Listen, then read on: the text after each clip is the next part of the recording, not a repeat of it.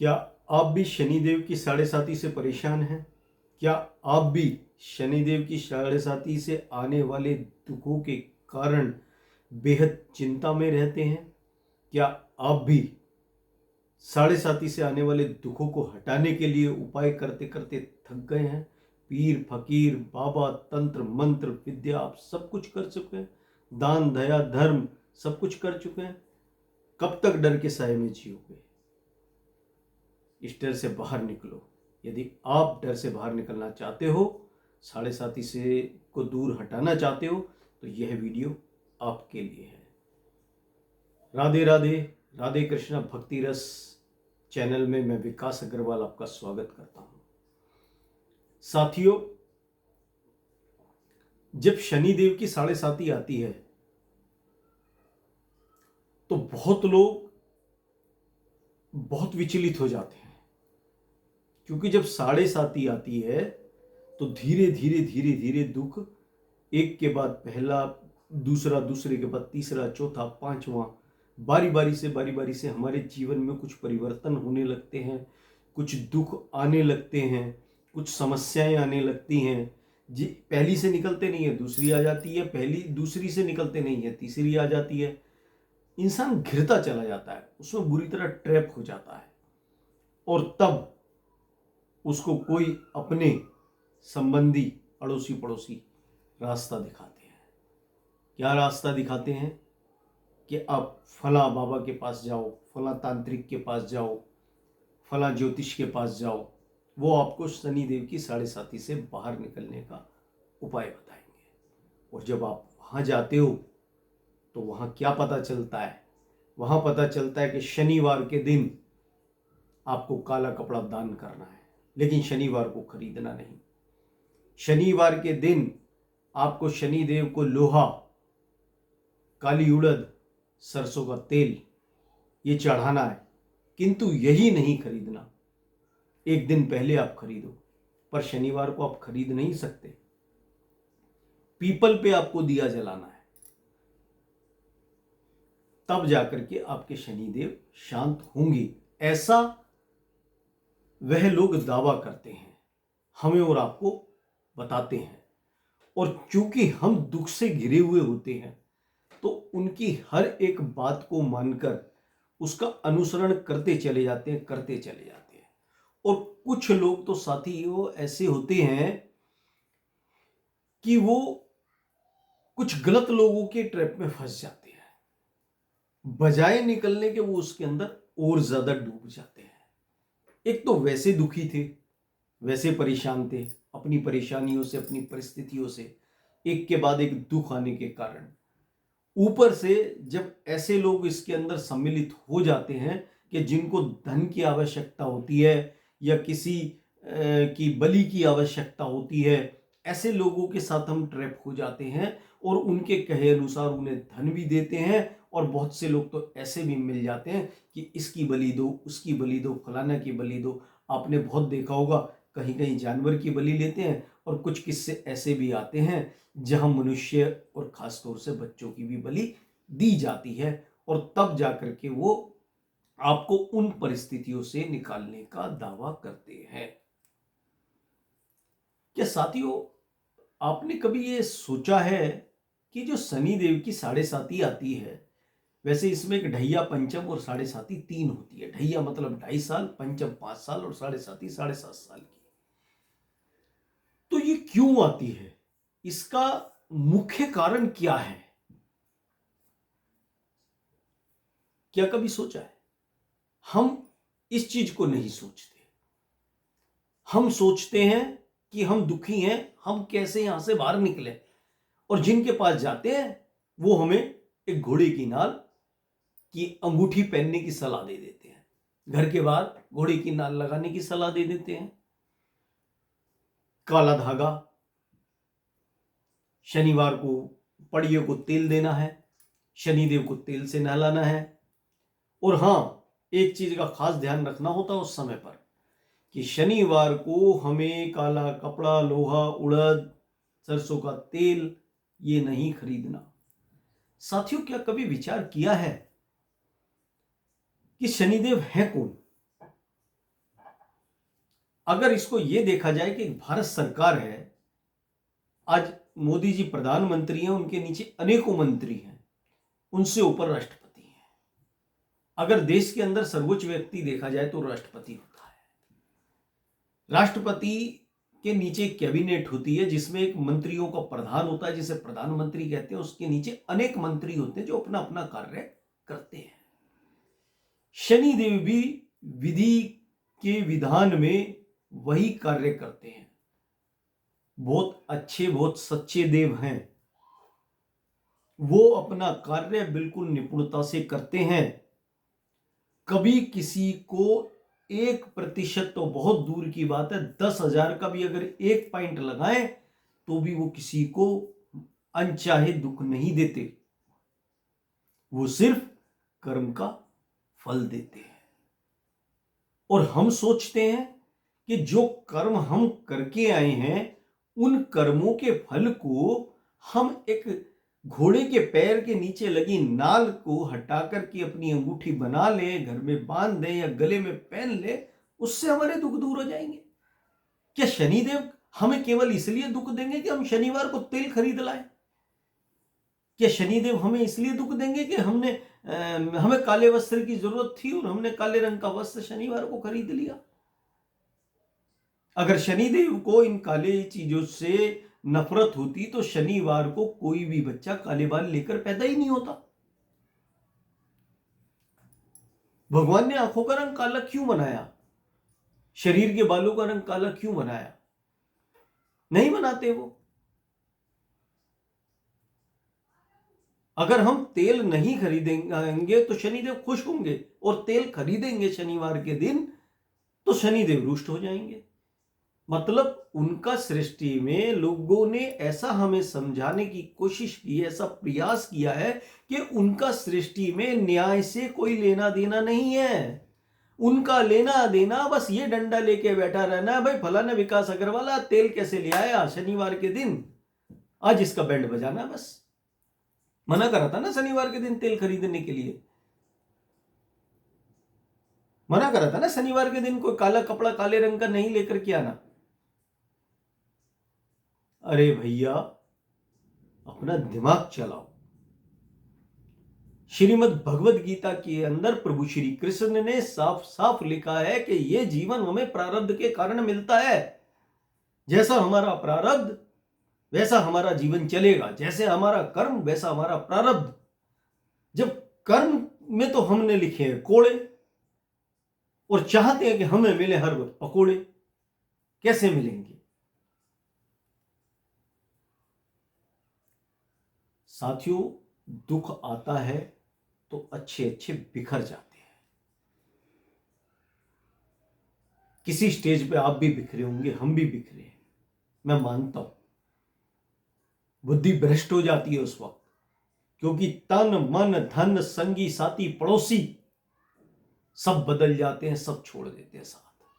वो इसलिए नहीं कि वो गलत है, वो इसलिए नहीं कि हम गलत है, वो इसलिए कि हमारे कर्म गलत है।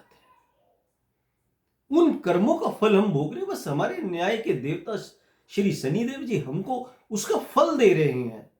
मानो आपने पेड़ तो बबूल का बो करके आए और आप 5 वर्ष तक राह देखते रहो, उस पे से आम लगेगा, आम लगेगा। कैसे लगेगा?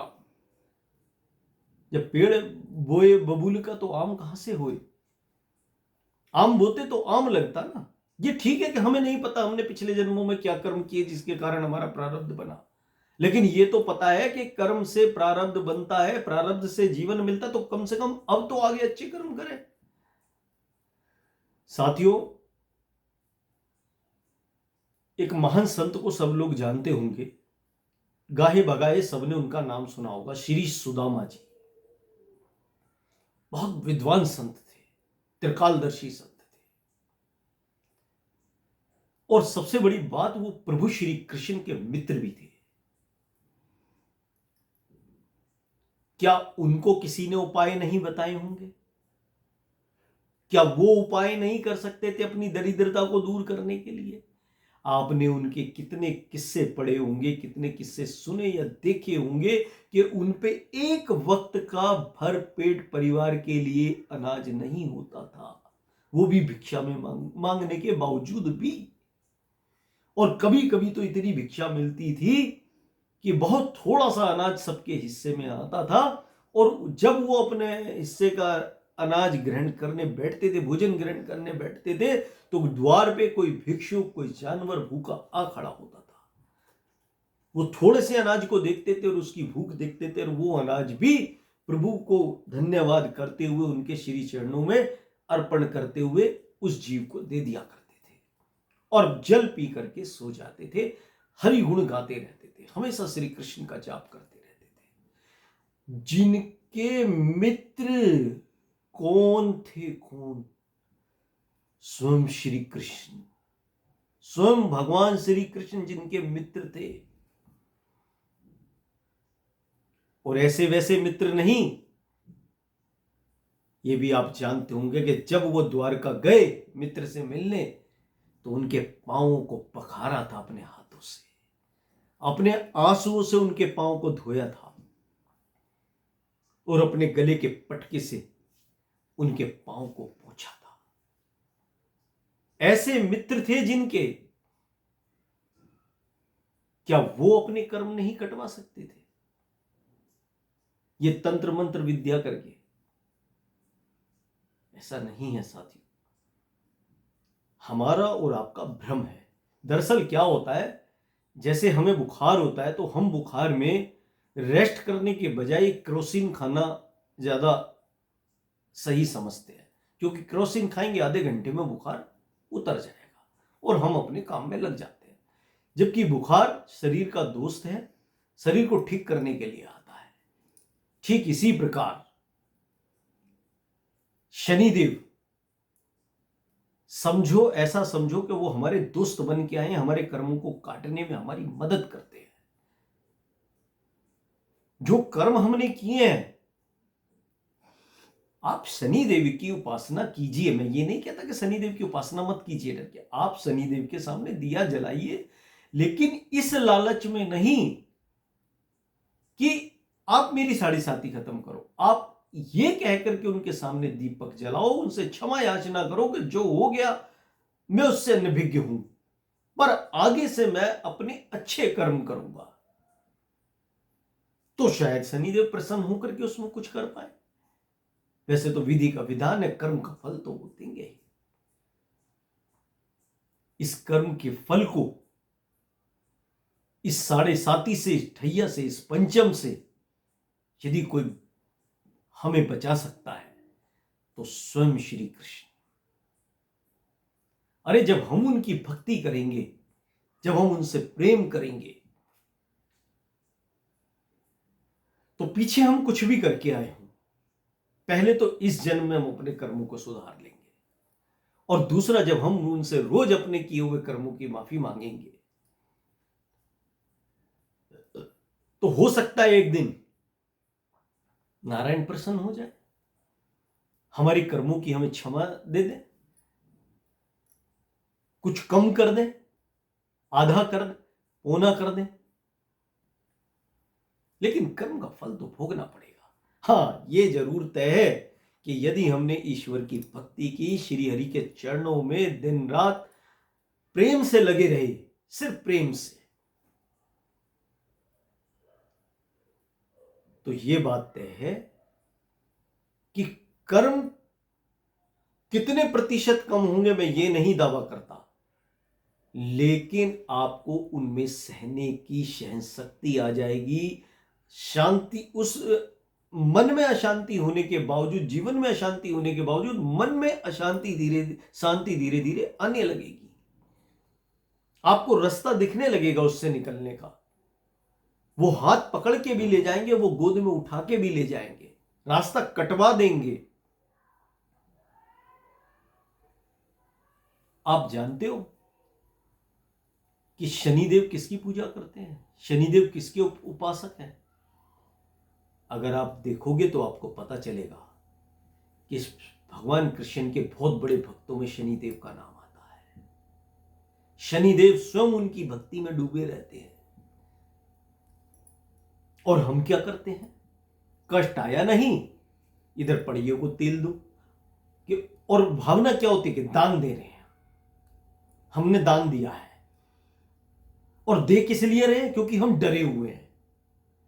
डरे किससे? हम शनिदेव से। डरना किससे था? कर्मों से, और डर गए शनिदेव से। भाई जी, शनिदेव डराने के लिए नहीं है, वो नारायण के ये दिया हुआ अपना कार्य कर रहे हैं, ईमानदारी सच्चाई से, निर्भीकता से।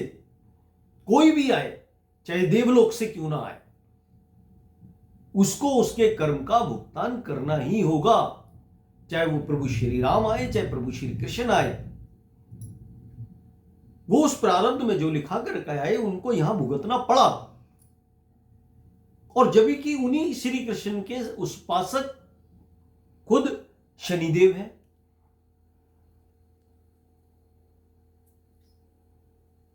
तो ये भ्रम क्यों है, ये डर क्यों है शनिदेव के प्रति? मैं आपसे ये नहीं कह रहा कि आप पीपल के नीचे दिया मत जलाइए, वहां साक्षात लक्ष्मी नारायण का वास है, आप जलाइए, किंतु डर से नहीं, भाव से जलाइए। आप शनिदेव के पास जाइए, साढ़े साती ढैया पंचम कुछ भी आप पे विपत्ति है, आप जाइए, भले तेल चढ़ाइए मत चढ़ाइए, लेकिन आपको चढ़ाना है तो अपनी आंखों के 2 आंसू चढ़ाइए। सिर्फ उनसे यह वादा करके आइए कि मैंने जो पहले किया मुझे नहीं पता कि किस कर्म की मुझे आज सजा मिल रही है, लेकिन मैं आज ये वादा करता हूं कि मैं आगे से कोई ऐसा कर्म नहीं करूंगा कि दोबारा से मेरे पास इस जन्म में या अगले जन्म में ये साढ़े साती आए। साथियों, हम किसी का धन लूटेंगे, हम किसी का तन लूटेंगे, तो क्या ये अच्छे कर्म है? ना हमें ठाकुर जी पे विश्वास है, ना हमें उनकी बनाई लिखी गई भगवत गीता पे विश्वास है। हमें तो बस आनंद आता है मनचाहा कर्म करने में। और किसी के भी पास जाते हैं, कोई अनाप शनाप कुछ भी बता देता है, यहां तक कि कुछ लोग तो ऐसे होते हैं बलि तक के लिए कह देते हैं, और हम सोचते भी नहीं है। बहुत से लोग ऐसे होते हैं कि सोचते भी नहीं है और बलि के लिए राजी भी हो जाते हैं।